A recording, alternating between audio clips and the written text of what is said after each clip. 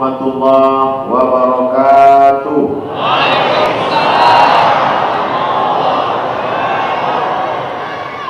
Alhamdulillahirabbil alamin. Wassalatu wassalamu ala al-qahiril ghurril muhajjalin sayyidina wa maulana Muhammadin wa ala alihi wa sahbihi wa man tabi'ahu ila yaumiddin. Rabbi shrah li sadri wa yassir li amri wa hlul 'uqdatam min lisani yafqahu qawli. Bapak-bapak, ibu-ibu, para aku, para aki, para tengku, alim ulama, anggota DPD, bapak, banyaklah pokoknya, tak bisa disebut satu persatu.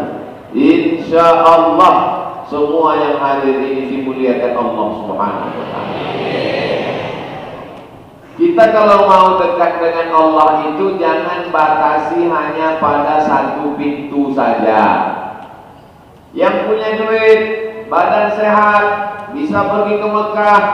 Wal hajjul mabrur, haji yang mabrur, laisa lahu jaza illal jannah, tidak ada balasannya kecuali surga.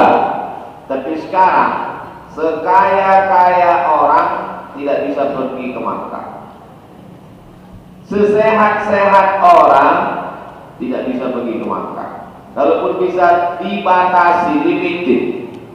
Lalu kemudian bagaimana cara kita dekat dengan Allah? Ada jalan lain, ada pintu lain yang dibuka. Man shalla subha fi jama'atin, salat subuh berjamaah. Tsumma qa'ada yadhkurullah, habis salat subuh duduk berzikir ingat Allah. Hatta tatlu asy-syams, sampai terbit matahari. Tsumma yusalli rak'ataini, salat sunat 2 rakaat. Kana lahu ka'ajri hajjatin wa umrah, dapat pahala seperti haji dan umrah. Tamah, sempurna. Punya duit, pergi haji. Tak punya duit, sholat subuh. Tapi saya tak sehat Ustaz, tidak bisa sholat subuh ke masjid, di rumah. Di rumah pun tak bisa juga Pak Ustaz, mati aja. Sholat subuh di rumah tak bisa. Tapi saya sakit Ustaz, sholat orang sakit duduk. Tidak bisa berwudu Pak Ustaz, tayamum. Tidak bisa tayamum karena tidak ada debu Pak Ustaz, pakai batu. Mazhab Maliki boleh wudu tayamum pakai batu karena batu juga bagian dari debu. Makanya di masjid-masjid Maroko itu ada batu dibuat bulan-bulan. Dan mereka tayamum itu disentuhnya batu itu, habis itu dia usap muka, habis itu tangan. Satu sholat. Jadi kebetulan waktu itu bulan suci Ramadan, saya dengan teman-teman beserta ibu-ibu dari Kedutaan Besar Republik Indonesia pergilah ke Masjid Hasan II Casablanca. Selesai sholat tarawih, ibu-ibu ini nanya, Ustaz Somad, ya Bu, tadi waktu kami sholat di masjid, ada orang Maroko, di dalam tasnya ada batu bulat. Begitu selesai salam, dia keluarkan batu itu, dia sentuh, dia usap muka, dia pegang lagi batu itu, dia usap tangan. Habis itu sholat 2 rakaat tarawih. Habis itu salam, dikeluarkannya lagi batu itu. Itu mazhabnya mazhab apa katanya? Dia takut sholat di samping mazhab batu. Itu mazhab Maliki. Darurat tingkat tinggi di ruang ICU, mau bawa debu, kata dokter security, nggak boleh bawa debu di dalam, mesti steril bersih. Bawakan batu gilingan. Tapi yang cabainya udah dicuci. Artinya apa? Ad-dinu yusrun. Agama itu mudah. Yassiru, bermudahlah. Wala tu'assiru, jangan kau persulit. Basyiru, berikan kabar gembira. La tunaffiru, jangan buat orang lari dari Islam. Ini ada tetangga mau masuk Islam, nanya-nanya tentang Islam. Di mana Islam itu akhi? Islam itu mudah. Man qala la ilaha illallah dakhala al-jannah. Siapa yang mengatakan la ilaha illallah Muhammadur Rasulullah, masuk surga. Oh, mudah saja. Iya. Ini ada kawan sekantor mau masuk Islam. Gimana masuk Islam itu akhi? Pertama mesti disunat, sakitnya minta ampun, direndam dari jam 6 pagi sampai jam 6 subuh besok. Habis itu dijepit pakai bambu, baru kemudian dipotong pakai sembilu. Salah potong, habis. Takutlah dia masuk Islam. Kau masuk Islam, ada sholat subuh, zuhur, asar, maghrib, isya, ada qabliyah subuh, ada qabliyah zuhur, ba'diyah zuhur, qabliyah asar, ba'diyah maghrib, qabliyah isya, ba'diyah isya, ada tahiyatul masjid. Oh, tak jadilah. Maka Allah Ta'ala bagi kita kemudahan. Yang rajin sholat berjamaah ke masjid, satu langkah hapus dosa, satu langkah naik derajat, satu langkah hapus dosa, satu langkah naik derajat.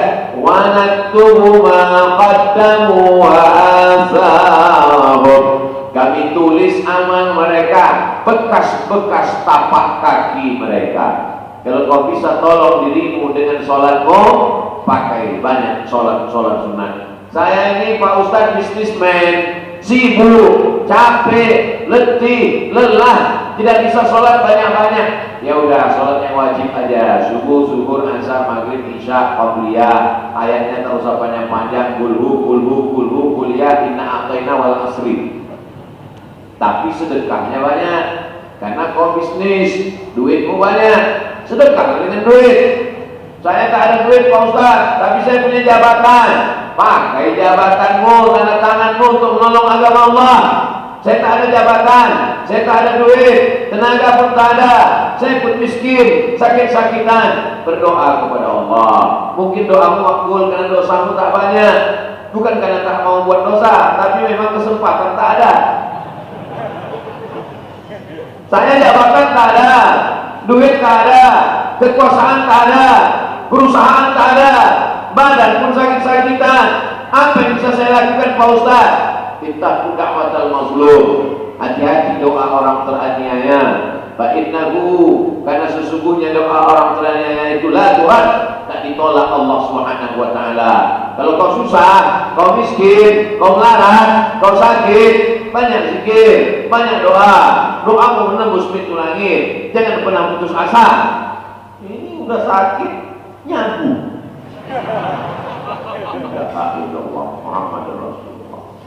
Bagi sebagian orang melihat masjid terbengkalai. Kenapa Ustaz dari tadi melihat ke bawah saja, tak mau melihat ke atas? Kalau melihat ke atas, bagi sebagian orang melihat masjid terbengkalai, stres dia, depresi ya.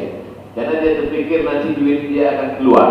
Tapi bagi orang yang melihat ini sebagai peluang investasi akhirat, maka melihat masjid belum selesai, melihat ada iklan pembebasan tanah, melihat ada program wakaf, bebaskan tanah, 1 meternya 1 juta, bisa hadiahkan pahalanya untuk almarhum almarhumah.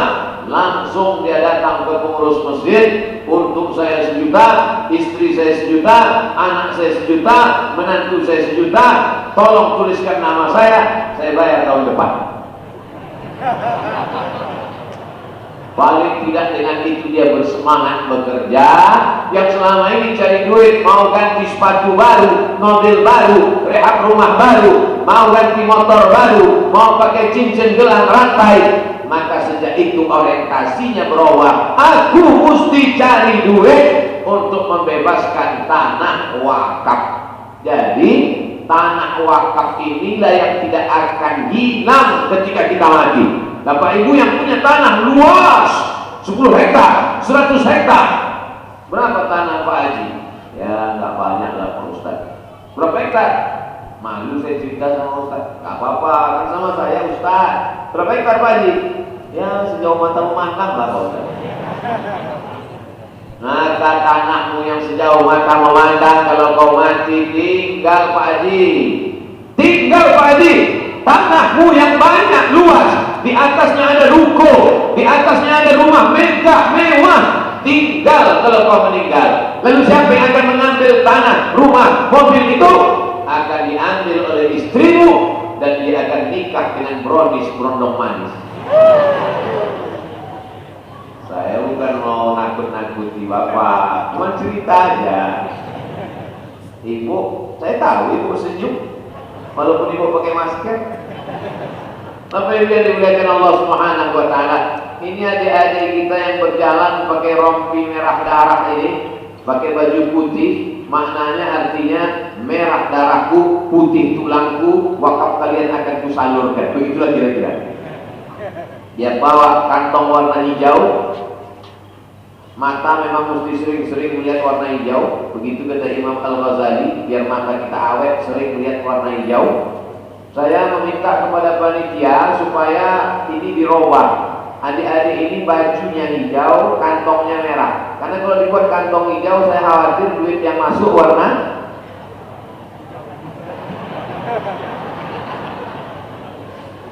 Apabila dimuliakan Allah Subhanahu wa Ta'ala, yang mau memasukkan warna hijau silakan, yang mau masukkan warna biru silakan, yang mau masukkan warna merah silakan. Ada yang mau memasukkan orang megang golok warna abu-abu silakan. Apabila dimuliakan Allah Subhanahu wa Ta'ala, akal tak yang kau makan, pergi pagi pulang petang, cari duit di kebun, di ruko, di toko, macam-macam dilakukan dapat uang. Setelah itu uang, aneh manusia ini Bapak Ibu. Apa anehnya manusia? Pergi pagi pulang petang cari uang, tapi uangnya tak pernah dinikmati. Dapat uang masuk bank, dapat uang beli tanah, dapat uang bangun rumah, dapat uang beli mobil. Ketika uang sudah banyak, diserahkan ke dokter spesialis darah tinggi jantung koroner. Pak dokter jangan tersinggung, karena yang saya katakan kan betul. Kata dokter jantung, betul.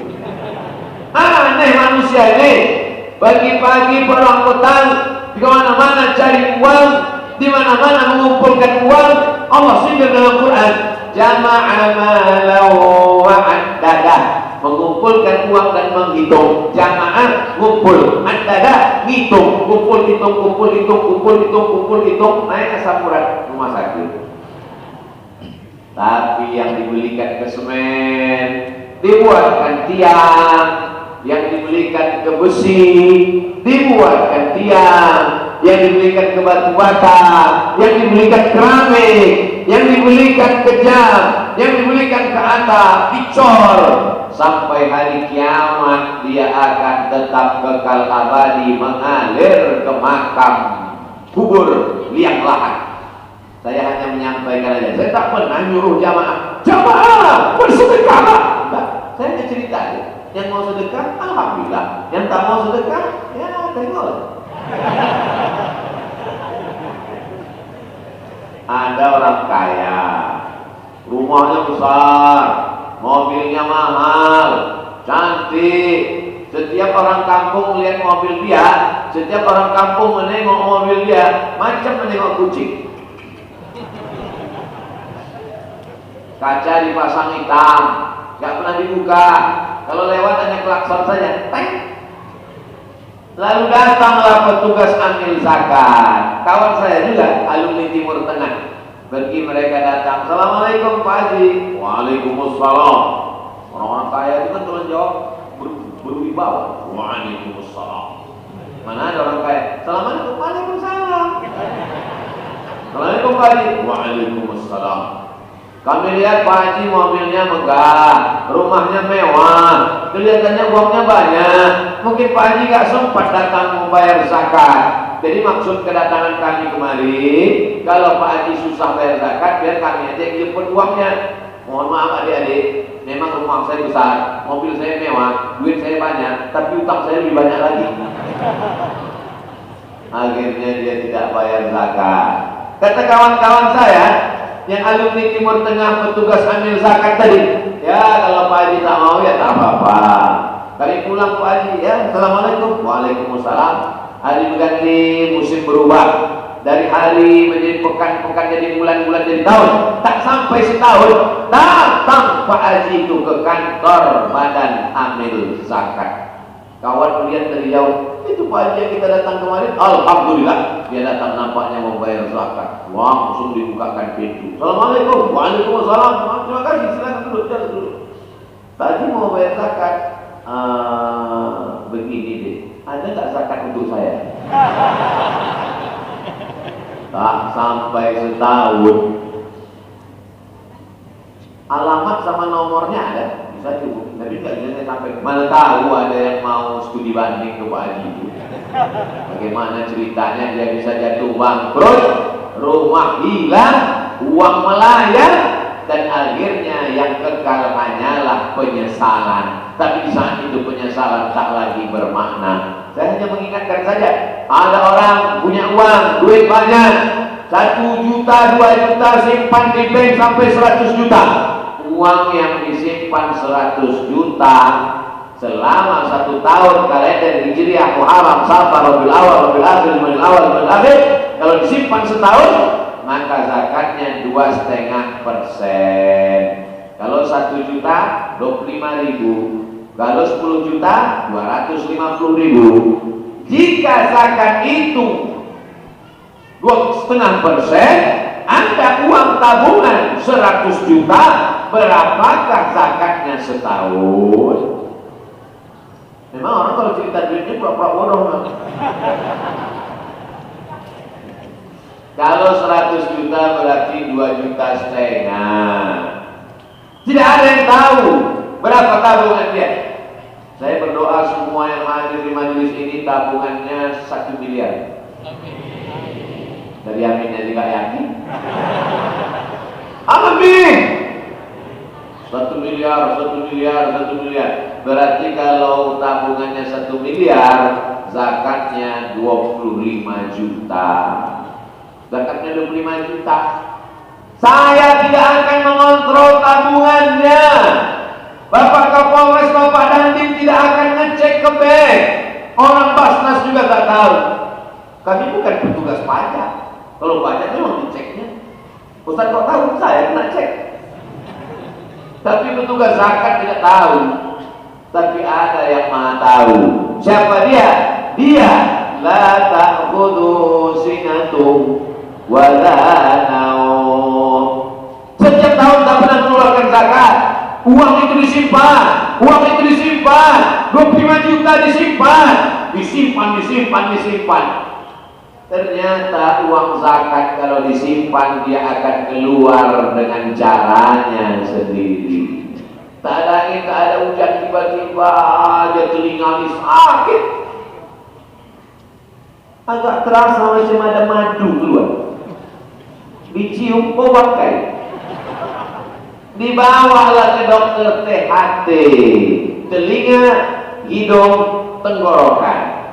Periksa telinga sebelah, dicek sama dokter. Dokter telinga itu senternya kecil, bukan macam senter jaga malam. Senter jaga malam besar.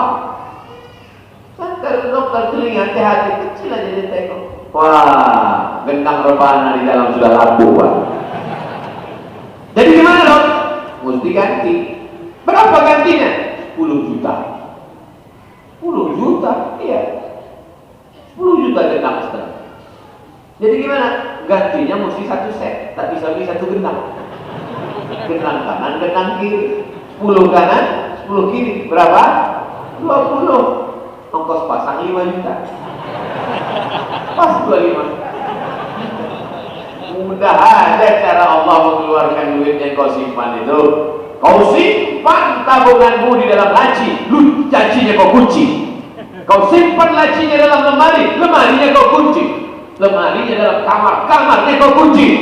Kamarnya dalam rumah, rumahnya kau kunci. Rumahnya dalam komplek, kompleknya klaster dikunci, security keliling. Tapi Allah Maha tahu untuk mengeluarkan duit tabungan yang kau simpan. Hilang 25 juta. Gimana? Berhenti kita sejenak, coba rasakan. Agak-agak terasa telinga sakit. Saya bukan nakut-nakuti. Adalah pengurus masjid di Pekanbaru Riau ngadu ke saya, Ustaz Somad, ini ada orang kaya jual minyak, dia mau ngasih 100 juta untuk masjid. 100 juta. Kalau 25 juta zakatnya berarti uang dia 1 miliar. Kalau 100 juta berarti uang bapak ini 4 miliar. Terima kasih Pak, 100 Ustaz. Terus dia ragu, katanya zakat tak boleh untuk masjid. Saya bukalah kita. Saya ini tak paham, saya bukan imam. Yang imam itu 4, Imam Malik, Imam Hanafi, Imam Maliki, Imam Syafi'i, Imam Hambali. Itulah imam mazhab Ahlussunnah wal Jamaah. Lalu kemudian saya buka-buka, ternyata dalam mazhab Syafi'i ada satu imam namanya Imam Fakhruddin Ar-Razi, meninggal tahun 606 Hijrah. Nama kitabnya Mafatihul Ghaib, dikutip oleh Syekh Ali, dikutip oleh Syekh Atiyah Shafar dalam kitab Fatwa Al-Azhar, Fatwa Al-Azhar, bahwa katanya zakat itu untuk sabilillah. Innamas shadaqatu lil fuqara wal masakin wal 'amilina 'alaiha wal mu'allafati qulubuhum wa fir riqab wal gharimin wa fi sabilillah wa banis sabil. Fi sabilillah, ada yang memahami fi sabilillah itu hanya untuk perang, baju besi, tombak, anak panah, pedang. Tapi ternyata kata Imam Ar-Razi, fi sabilillah itu umum, termasuk membangun masjid juga termasuk fi sabilillah. Jadi kalau ada masyarakat yang mau membayarkan zakatnya, jangan sampai gara-gara untuk masjid fakir miskin tak makan. Kasih fakir miskin beberapa persen, sebagiannya serahkan ke masjid. Kalau air, ini bukan zakat, ini sodako. Ustadz Somad, saya ini pedagang, gimana cara ngitung zakat saya Pak Ustadz? Oke, Bapak dagang apa? Dagang air. Airnya apa? Air kuah. Berapa modal yang Bapak putar selama setahun? Hitungannya setahun. Dengan hitungan Muharram, Safar, Rabiul Awwal, Rabiul Akhir, Rabiul Awwal, Rabiul Akhir, Rajab, Sya'ban, Ramadan, Syawal, Dzulqa'dah, Dzulhijjah. Tidak pakai Januari, Februari, Maret, April, Mei, Juni, Mei. Maybe yes, maybe no. Saya selama setahun ini modalnya 1 miliar Pak Ustaz. Oke, modal yang diputar. Selama usaha ini untungnya berapa? Untungnya setelah dihitung jujur 2 miliar Pak Ustaz. Oke, modal yang diputar 1, untungnya 2, 3 miliar. Ada orang berpiutang kepada Bapak, dia ambil air tapi belum bayar. Ada Pak Ustaz, seluruh distributor Aceh, Sumatera Utara masih utang. Yang lunas cuma yang dari Riau aja Pak Ustaz. Kira-kira berapa piutang mereka semua Pak? Ada sekitar 1 miliar.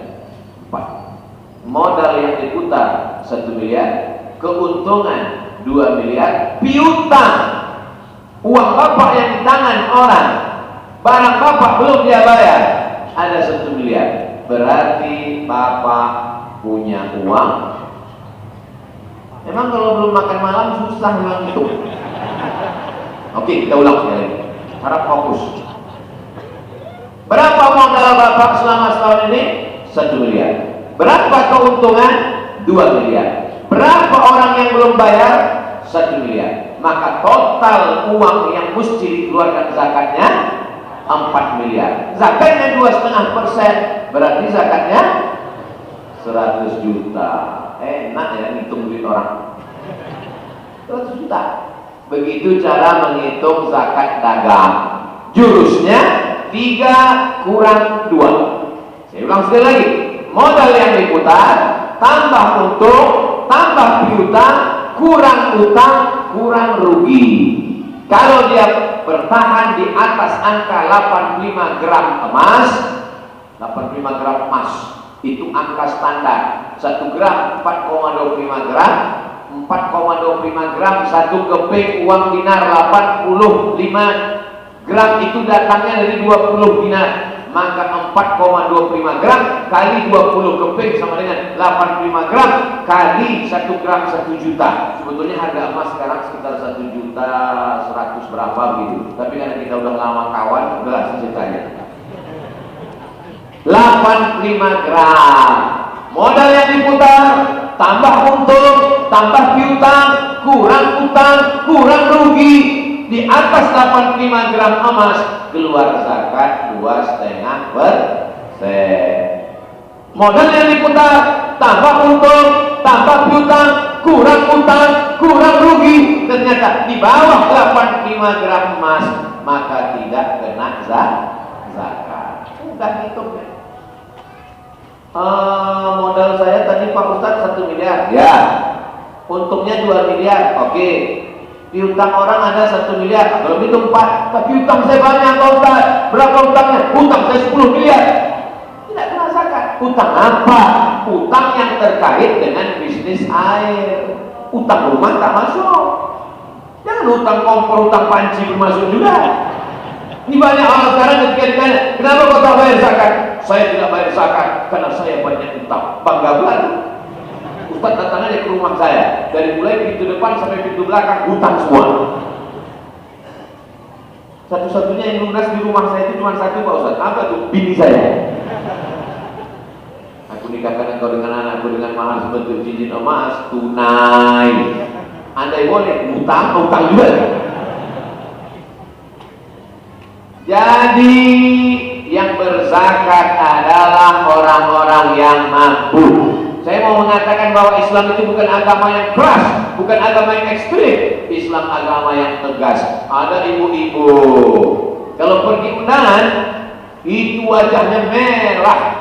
Kenapa wajahnya merah? Karena anting-antingnya seon sebelah kanan, seperempat sebelah kiri. Apakah perhiasan emas ada zakatnya Pak Ustaz?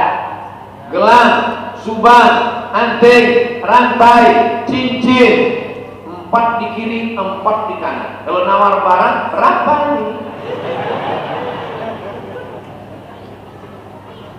2 mazhab. Menurut mazhab Hambali, zakat emas perhiasan, laki-laki tak boleh pakai perhiasan emas, perempuan saja. Zakat perhiasan emas, 2 pendapat. Pendapat pertama, emas zakatnya sekali seumur hidup. Pulang dari pengajian ini, ambil gelang, rantai, subang, anting, kumpulkan semua, timbang. Keluarkan zakatnya sekali seumur hidup, zakatnya 2,5%. Hitung uangnya. Cincin berapa gram? 5 gram, 5 juta. Gelang berapa gram? 10 gram, 10 juta. Rantai berapa gram? 15 gram, 15 juta. Total semua keluarkan zakatnya 2,5%. Lagi pula untuk apa lah ibu-ibu simpan itu banyak-banyak sampai penuh 1 cuci tangan. Nanti ibu meninggal, diambil bapak untuk nikah bini baru. Tapi jangan gara-gara ini nanti ibu pulang sama bapak marah. Habis makan bapak minta kopi. Mana kopi saya? Buat aja sendiri. Patutlah mata kau tajam menengok cincinku selama ini ya. Tapi itu maksud saya Pak. Saya khawatir bahwa bapak ini nanti menghadap ke ketua masjid. Jangan undang Abdul Somad lagi, provokator itu. Cara pertama, hitung semua total harganya, keluarkan 2,5%. Cara kedua, zakat perhiasan emas tidak ada zakatnya sebelum mencapai 200 keping dinar. 1 keping dinar 4,25 gram, 200 keping. Kalau 1 keping dinar beratnya 4,25 gram emas, 200 keping baru kena zakat perhiasan. Berapakah berat emas perhiasan yang wajib dizakati? Ingat baik-baik, akan masuk soal CPNS 2021. Maka emas perhiasan baru ada zakatnya kalau beratnya 850 gram. 850 gram itu sekilo kurang 1,5 on. Jadi kalau ada ibu-ibu gelangnya 3 on, 3 on setengah kilo. 3 on setengah kilo, sekilo 1 on. Kalau pergi undangan kemana-mana, sebentar-bentar bukan jam berapa ya? Gatal ya. Begitu dia bilang gatal ya, pingsan semua tetangga. Begitu dia bilang jam berapa ya, mencret semua itu. Maka barulah kena zakat. Jadi masalah zakat perhiasan emas dua pendapat. Yang pertama, hitung saja berapa banyak, keluarkan sekali seumur hidup. Pendapat yang kedua, nunggu 850 gram baru ada zakatnya. Saya lebih condong kepada pendapat yang pertama. Jangan tunggu 850 gram sekilo kurang 1,5, berapapun keluarkan sekali seumur hidup. Ibu, condongnya kemana? Saya lebih condong pendapat kedua. Kenapa gitu, Bu? Karena emas saya 8 on. Kita bisa seumur hidup tidak berzakat, tidak berinfak, tidak bersedekah. Tapi ingat, Allah Subhanahu wa taala tahu, wa nahnu aqrabu ilaihi min hablil warid. Kenapa Ustaz tidak cerita sedekah tentang masjid ini? Sedekah sunat, zakat wajib, maka yang wajib ini dulu keluarkan. Bayangkan kalau ibu-ibu yang ada hadir ini mengeluarkan zakat emasnya, diserahkannya untuk membangun ini. Insya Allah selesai masjid kita, insya Allah. Betul? Takut semua. Tapi juga dimuliakan Allah Subhanahu wa taala, setelah zakat barulah infak. Infak itu benda. Infak air, infak Quran, infak, dia tidak boleh hilang, tak boleh habis. Ini infak saya untuk masjid upah tukang, ini infak saya untuk masjid ganti lampu, ini infak untuk bayar listrik, ini infak untuk air. Yang hilang infak. Benda yang tidak hilang wakaf. Ada kotak diisi duit hari Jumat kalau dia lewat. Kotak apa namanya? Kotak infak. Nyangkut kotak wakaf. Karena tidak ada akad. Wakaf ada akadnya. Aku wakafkan tanah ini 2 hektar ditanami sawit untuk biaya operasional masjid tunai. Ada yang berwakaf, ada yang terima wakaf, ada benda yang diwakafkan, ada ijab dan qabul. Mana pernah kita ijab qabul sama kotak? Kita ambil duit, kita masukkan. Mana pernah ada orang khotib Jumat sudah khutbah berapi-api, tiba-tiba dia akad sama kotak. Aku wakafkan duitku ini ya. Kotak itu menjawab, aku terima, aku terima, aku terima. Maka kotaknya namanya kotak infak. Ini air Ainikuah untuk Abdul Somad ini infak apa wakaf? Infak. Dikasih saya infak. Lalu sedekah Pak Ustaz? Sedekah itu nggak mesti benda. Orang yang sanggup ngasih tanah luas nggak habis-habis wakaf. Yang nggak bisa ngasih tanah, cuma ngasih duit untuk biaya operasional tukang, infak. Saya nggak bisa ngasih Pak Ustaz, maka kau sedekah. Likulli sulama minkum sedekah. Tiap tulang-tulang kau ini ada sedekahnya. Datang kemari, ikut ngecor, ikut mengacau semen, dan mengaduk ya, bukan mengacau. Mengacau. Ambil semen, ambil kerikil, ambil aduknya. Aku tak bisa berinfak, aku tak bisa berwakaf, maka aku ikut gotong royong sampai lecet tanganmu. Itu namanya sedekah. Ikut gotong royong pun tak sanggup juga. Datang kemari, bangkitkan semangat mereka, senyum. Tabassumika bi wajhi abika sedekah. Senyummu kepada saudaramu sedekah. Sanggup kau kasih wakaf, kasih wakaf. Tak sanggup kasih wakaf, kasih infak. Tak sanggup kasih infak, kasih sedekah. Jangan wakaf tidak, infak tidak, sedekah tidak. Datang kemari, tangan masuk kantong, langsung nengok tiang. Ini nampak tiangnya ini miring sepuluh. Kalau ada orang model seperti ini, jangan marah, antuk karena di kepala tiang. Biar lurus otaknya. Bapak Ibu yang dimuliakan Allah Subhanahu wa taala, Ustaz Somad menyampaikan ini untuk apa? Maka man dalla ala khairin falahu mithlu ajri fa'ilihi. Siapa yang menunjukkan kebaikan, dia akan mendapatkan pahala-pahalanya. Abdul Somad kalau ceramah, habis ceramah selesai, mati, habis ceramahnya berhenti. Enggak tuh. Ustaz Abdul Somad kalau ceramah, selesai ceramah di rumah kami, di kamar kami, Ustaz tetap ceramah. Iya, karena paket kau ada. Kalau paket tak ada berhenti. belum mati, HP kau mati, aku dah mati dulu. Tapi ada yang tak mati. Nih, masjid tak akan mati. Makanya untuk apa Abdul Somad datang kemari? Abdul Somad datang kemari tausiah, diingatkan tentang zakat, mengingatkan tentang wakaf, mengingatkan tentang infak, mengingatkan tentang sedekah. Selesai masjid, sholat malam, sholat subuh, sholat zuhur, sholat asar, sholat maghrib, sholat isya, sholat tahajud, iktikaf 10 terakhir malam, sholat tarawih, sholat witir. Abdul Somad mati dimakan cacing tanah di Pekanbaru Riau, mengalir pahalanya ke makam Abdul Somad. Tak perlu ada yang setuju mengalirnya.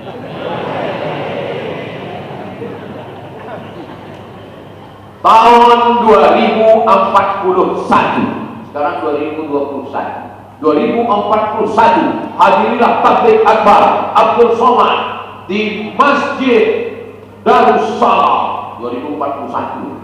Oh, sebagian ini udah meninggal. Ibu-ibu yang berzakat waktu itu masih hidup. Kalau bapak yang ada beli semen, ngasih batu bata itu masih hidup. Minta sedekah juga berhati dan makan. Allah dulu waktu saya datang kemari 20 tahun yang lalu, nampak saya besi itu tajam-tajam. Waktu saya kemari tahun 2021 tidak berdinding masjid ini. Tapi sekarang 2041, 20 tahun berlalu, inilah masjid tercantik, lomba masjid terindah sedunia akhirat, menang Masjid Darussalam. Di saat itu mengalirlah pahalanya kepada bapak-bapak, ibu-ibu yang sudah berwakaf menyumbang. Kebetulan yang nyumbang dengan yang tak nyumbang itu kuburannya dekat. Subuh dapat transfer, zuhur dapat transfer, asar dapat transfer, maghrib dapat transfer, isya dapat transfer. Yang sebelah ini nengok, menetes baik dia. Setiap kali orang gitu. Anakku ada 3. Yang pertama pemabuk, yang kedua koruptor, yang ketiga sakau. Kau dapat aliran pahala. Sampai-sampai jam 8 pagi pun ada juga pahala yang mengalir ke makam di sebelah ini. Jam 8 mana ada orang sholat. Sholat apa dia jam 8? Rupanya ada orang lewat di tepi jalan, singgah dia di WC. Lepas bom atom Hiroshima Nagasaki. Man yassara an musirin, siapa yang melepaskan kesulitan saudaranya, yassarallahu anhu yaumal qiyamah, maka dilepaskan Allah Ta'ala segala kesulitannya, termasuklah kesulitan di liang kubur, hilang berkah, mengalir pahalanya. Maka yang sudah memberikan beberapa sak semen, memberikan pasir, sanggup kau memberikan batu bata, kasih batu bata. Tak bisa kau kasih batu bata yang agak kecil dari batu bata, batu kerikil. Kerikil pun tak bisa, pasir. Pasir pun tak bisa. Udah tahu sendiri jawabannya. Sampai dia dimuliakan Allah Subhanahu wa taala. Ini Ustaz Somad ini ceramah aja, mengajak orang berwakaf, dia sendiri tak pernah berwakaf. Saya mengasih untuk Masjid Darussalam ini 100 sak semen. Nanti saya kirim transfer, minta nomor rekening, saya transfer. Berapa 1 sak semen di Lok Semang? Hah? 55? Mahal.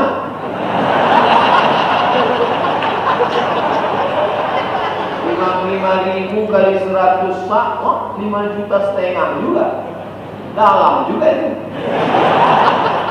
Itulah yang akan menolong nanti di alam barzakh. Subhanalladzi asra bi'abdihi laylan minal masjidil haram ilal masjidil aqsa alladzi barakna hawlahu linuriyahu min ayatina. Isra Mi'raj, kami mau tunjukkan kepada Muhammad SAW ayat-ayat kami.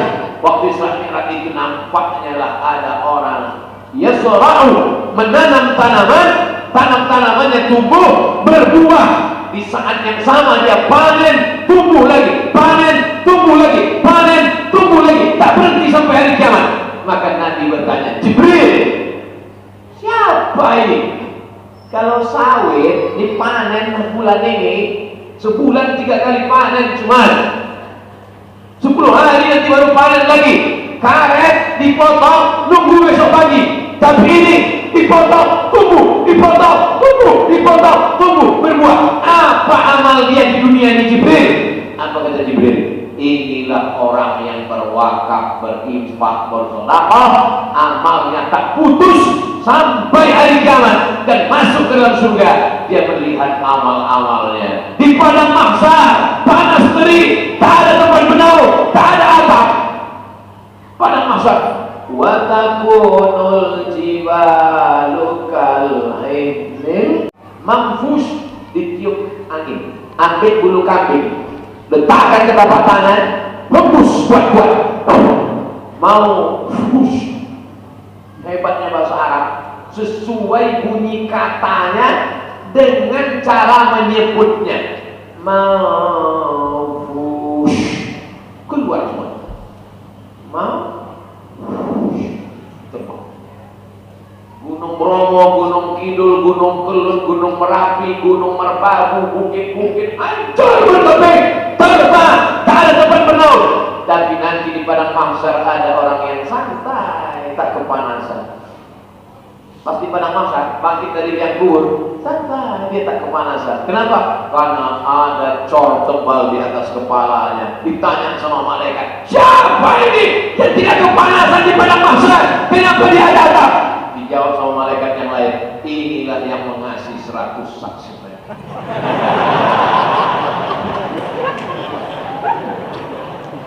Tapi ada juga nanti di akhirat itu dia tak kepanasan juga, dia slow di padang mahsyar, cuman alasnya tipis, triplek. Tanya sama mereka, siapa ini tak kepanasan di padang mahsyar? Inilah yang nyumbang 100.000 kemarin. Triplek, ya paling-paling tahan 2 minggu lah.